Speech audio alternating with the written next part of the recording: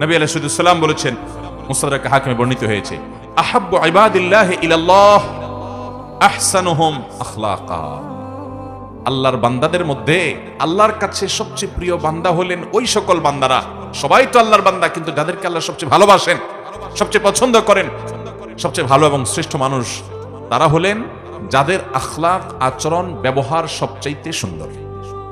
আখলাক সুন্দর মানে আপনার মধ্যে অহংকার নাই, আপনি মানুষের অধিকার নষ্ট করেন না, আপনি বাবা মার সাথে বেয়াদবি করেন না, তাদের সামনে উচ্চস্বরে কথা বলেন না, আপনি স্ত্রীর সাথে ব্যবহার খারাপ করেন না, আপনি স্বামীর আনুগত্য করেন, তার সাথে বেয়াদবি করেন না, আপনি বড়দের সম্মান করেন, ওলামাদেরকে ইজ্জত করেন, ছোটদেরকে স্নেহ করেন, আপনার অন্তরে অহংকার নাই, আপনার অন্তরে হিংসা নাই, আপনার অন্তরে শত্রুতা নাই, আপনার অন্তরে মানুষ পিছনে লাগালাগি নাই, এই নোংরামি নাই, আপনি সবাইকে ভালোবাসার চেষ্টা করেন, কেউ ক্ষতি করলেও আপনি ক্ষমা করার চেষ্টা করেন, মনটাকে আপনি বড় করেন, আপনি সবসময় ভালো মানুষ হওয়ার চেষ্টা করেন, ভালো চরিত্র এটা আপনার অর্জন করার চেষ্টা করেন, আপনার চরিত্রকে কালিমা লাগতে দেন না, আপনি বিবাহ পর্যন্ত সম্পর্ক করেন না, কোনো হারাম রিলেশন করেন না, হারাম সম্পর্ক থাকলে আল্লাহর জন্য সেটা ছেড়ে দেন, হালালের অপেক্ষা করেন, এভাবে আপনার চরিত্রকে আপনি সাজাবার চেষ্টা করেন।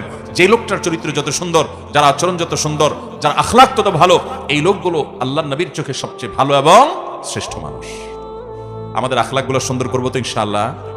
আমি প্রায় বলার চেষ্টা করি, আজ আমাদের সমাজে যত নামাজি মানুষ পাওয়া যায়, যত রোজাদার মানুষ পাওয়া যায়, যত ইবাদত গুজার মানুষ পাওয়া যায়, তত আখলাকওয়ালা, ভালো আচরণওয়ালা মানুষ পাওয়া যায়।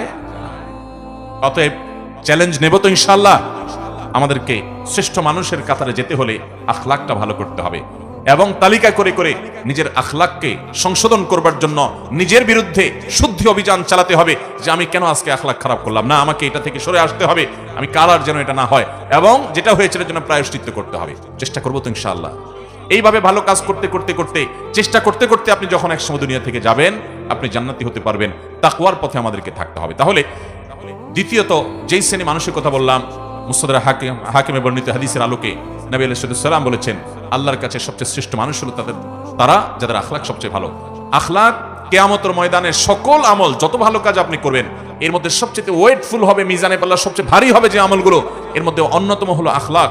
নবী আলাইহিস সালাম বলেছেন, তিনি আরো বলেছেন, তোমাদেরকে কি আমি বলে দিব না, আকসারু মা ইউদখিলুন নাস আল জান্নাহ, মানুষকে সবচেয়ে বেশি জান্নাতে নেবে কোন জিনিসে? তিনি বলেছেন দুই জিনিসে, এক হলো তাকওয়াল্লাহ, দুই হলো হুসনুল খুলুক। আল্লাহর ভয়ে যারা হারাম কাজ থেকে বেঁচে থাকে, ফরজ কাজ করে চলে, এই মানুষগুলোর এই গুণটা জান্নাতে মানুষকে বেশি নিবে।